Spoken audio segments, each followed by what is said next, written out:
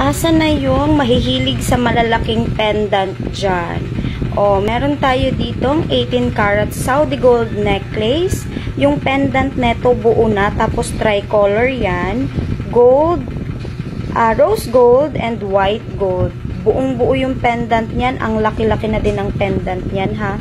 18 inches yung kanyang chain. Total of 3.8 grams. Sa price neto, comment lang kayo dyan ng how much, ha.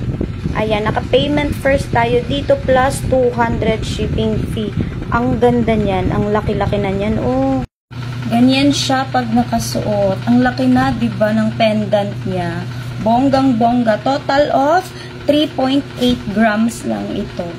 O, 'di ba? Ang laki na ng heart niya. Nakikita niyo 'yan?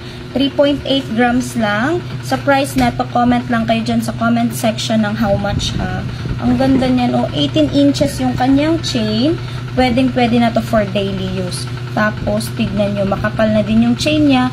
At ang ganda talaga ng ano niya. Oh, ang ganda ng puso kasi ang laki na. Ano to, ha? 18 karat Saudi gold. Conable po ito. Ang ganda niya talaga, mga madam ko. O, diba? Ang laki na ng puso niya. Oh my God. Bet na bet ko siya. Sa mga mahilig sa malalaking pendant dyan, PM nyo na ako. For orders, PM me at my personal FB account. It's IG Lulay. Payment first po tayo dito plus 200 shipping fee. Sa mga magtatanong ng price, comment lang kayo ng how much. Ang ganda.